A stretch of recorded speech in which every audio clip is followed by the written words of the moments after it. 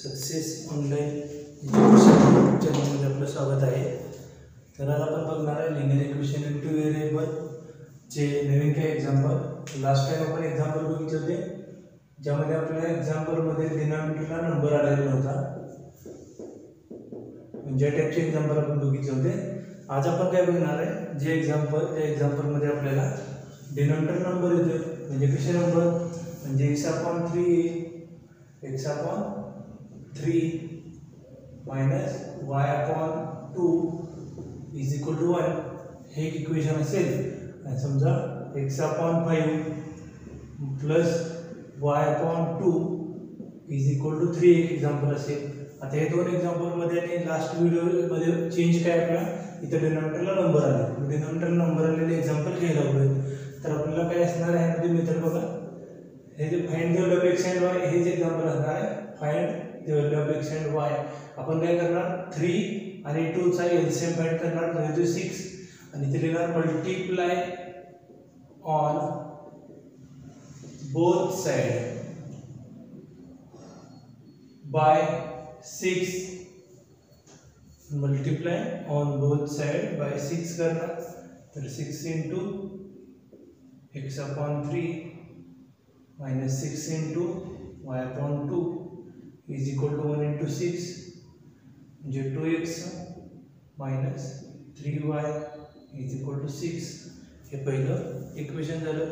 Second मध्ये काय करणार, हे 5 आणि 2 याचे मला 10 मल्टिप्लाय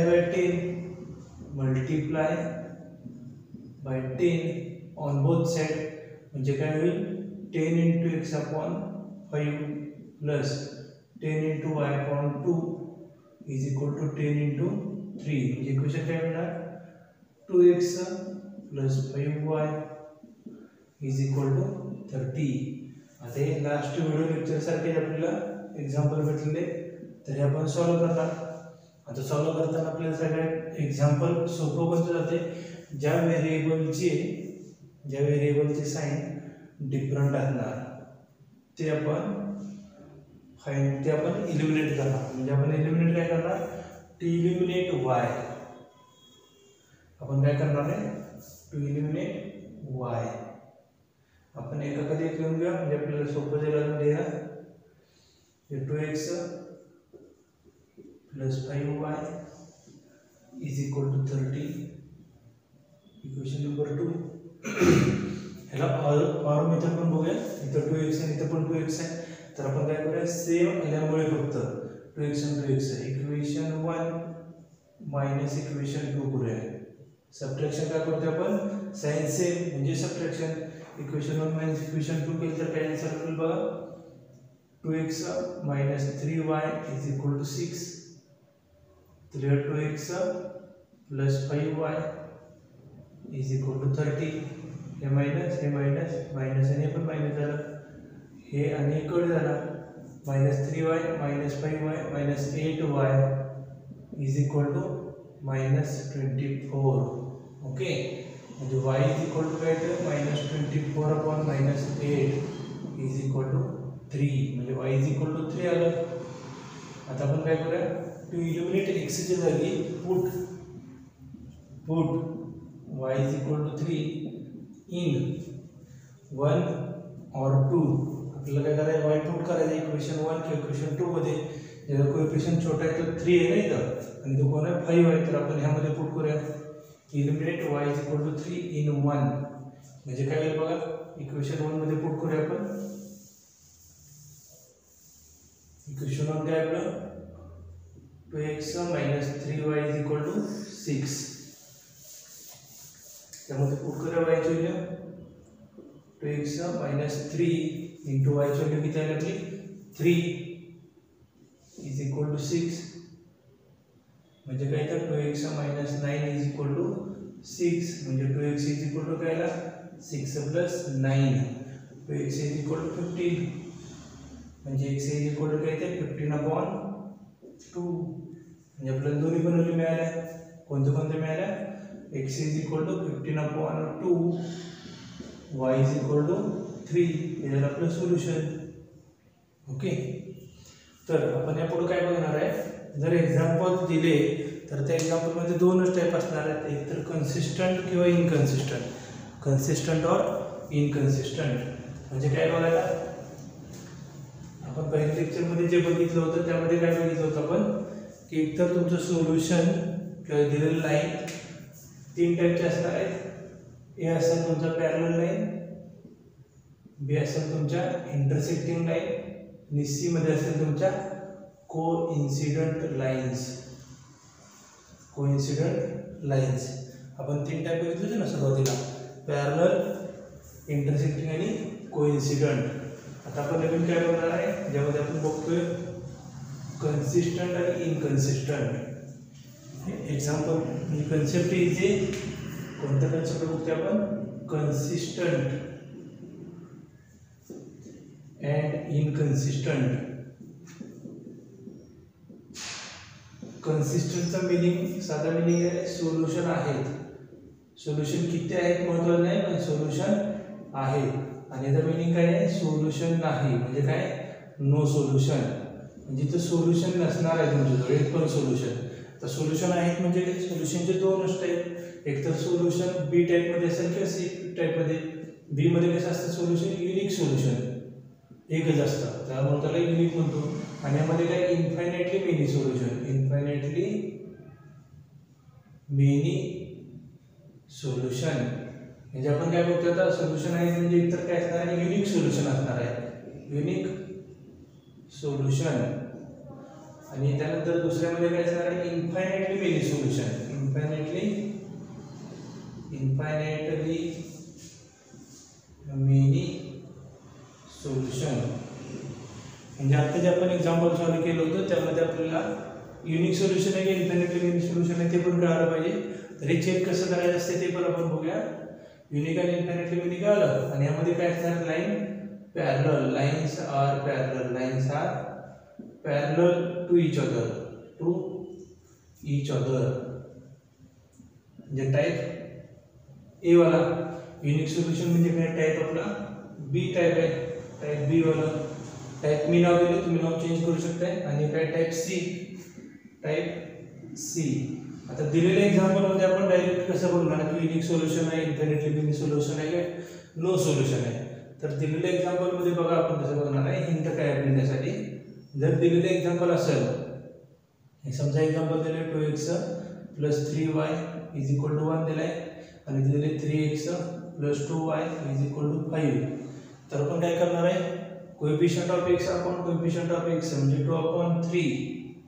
इथं coefficient of y upon coefficient of y 3/2 झालं ना. जर हे डिफरंट आलं म्हणजे 2/3 नॉट इक्वल टू 3/2 आहे ना, 2/3 नॉट इक्वल टू 3/2. तर हे इम्प्लाइज करतं आपल्याला की हे इंटरसेक्टिंग लाईन्स आहेत. Intersecting lines, intersecting lines, intersecting lines. Intersecting lines म्हणजे कोणत्या लाईन्स का, ही अशा पद्धतीची आहे. म्हणजे याला काय म्हणणार आहे, unique solution. Unique solution. Okay, तुम्ही या टाईपमध्ये बघू शकता का. दुसरे एक्झाम्पल 3x - 2y = 5 आले आणि 4x - 9y = 5 आले. आता यामध्ये पण काय करणार आपण बघताना कोएफिशियंट ऑफ x बघणार आहे.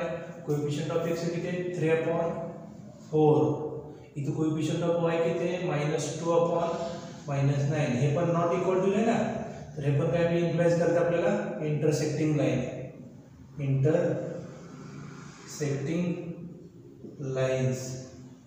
आणि दुसरं काय, इंटरसेक्टिंग लाईन्स म्हणजे काय, unique solution. Unique solution.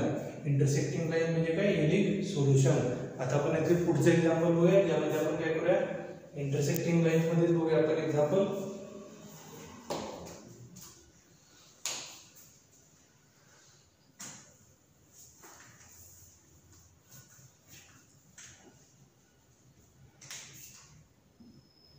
(2x - 3y = 1), 2x + 3y = 5.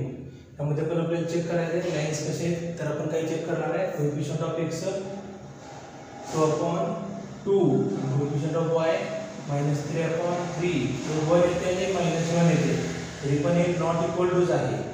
म्हणजे हे पण इम्प्लाइज काय करतं आपल्याला intersecting lines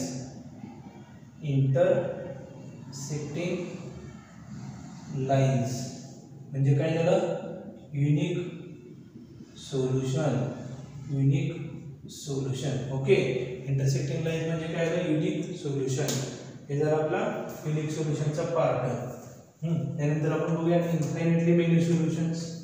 infinitely many solution मध्ये काय करणार आपण बघा. जनरली आपण युनिक सोल्युशन म्हणजे काय बघतो ते बघा. जर दिलेली लाईन अशी असेल a1x + b1y + c1 = 0 आणि a2x + b2y + c2 = 0. युनिकचा मिनिंग काय असतं, युनिक सोल्युशनचा मिनिंग काय झाला, a1/a2 is not equal to b1/b2 म्हणजे युनिक सोल्युशन. हे आपण एक्झाम्पल मधून बघितले. आता आपण बघूया infinitely many solution. Infinitely many सोल्युशनचे ग्राफ इक्वेशन कसं असते, 2x + 3y = 4 आणि त्यानंतर 8x + 12y = 16. यामध्ये पण आपण तीच मेथड वापरूया ज्यामध्ये कोएफिशियंट ऑफ x म्हणजे 2/8, इथं 3/12 आणि इथं 4/16. तिन्ही पण बघणार आपण इन्फायनाइटली मेनी सोल्युशनला. म्हणजे काय करणार, 2/8 म्हणजे किती येते सांगा मला. 2/8 म्हणजे किती आले, 1/4 आले. नंतर 3/12 ला किती येते, 1/4 येते आणि 4/16 = 1/4. हे तिन्ही पण जर इक्वल आलं तर आपण त्याला काय म्हणणार आहे, infinitely many solution. Infinitely many solution किंवा तुम्ही त्याला डिपेंडंट म्हणू शकता. डिपेंडंट इक्वेशन्स काय म्हणू शकता, और dependent equation. Okay, infinitely many solution किंवा डिपेंडंट इक्वेशन हा महत्त्वाचा आहे. हा जास्त यूज होत नाही आणि पेपरला येऊ शकते 1 मार्क क्वेश्चनमध्ये. डिपेंडंट सोल्युशन म्हणजे इथं आपण काय लिहू शकतो आता, इन्फायनाइटली मेनी सोल्युशनसाठी इन्फायनाइटली मेनी सोल्युशन यासाठी काय लिहू शकता तुम्ही, a1/a2 = b1/b2 आले आणि c1/c2 आलं तर त्याला काय म्हणतात, इन्फायनाइटली मेनी सोल्युशन. आणि लास्ट वाला कोण राहते आपल्याला, युनिक झालं, इन्फायनाइटली मेनी सोल्युशन झालं आणि नो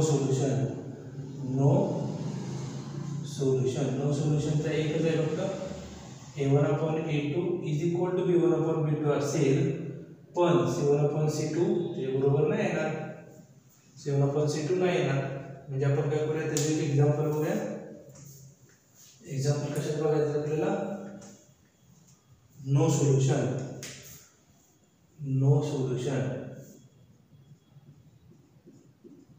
म्हणजे काय ते बघा. 2x + 3y = 5 येते.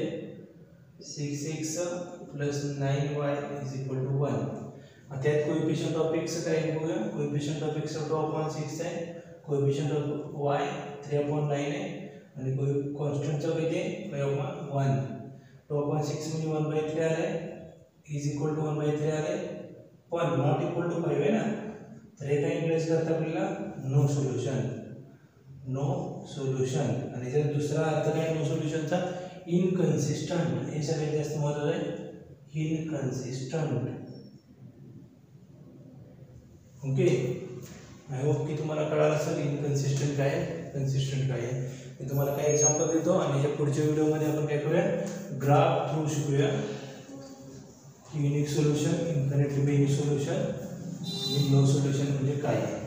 मी तुम्हाला एक्झाम्पल देतो, तुम्ही एक्झाम्पल सॉल्व्ह करून बघा कोणते टाईप येते ते.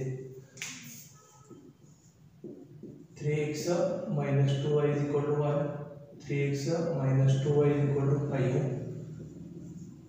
कोणतं सोल्युशन आहे ते सांगायचं फक्त चेक करून. 3x - 2y = 5, 6x - 4y = 10. 3x - 2y = 1, 2x - 3y = 1. Okay, तुम्ही चेक करून सांगा मला कोणते किंवा हे सांगू शकता कन्सिस्टंट आहे की इनकन्सिस्टंट.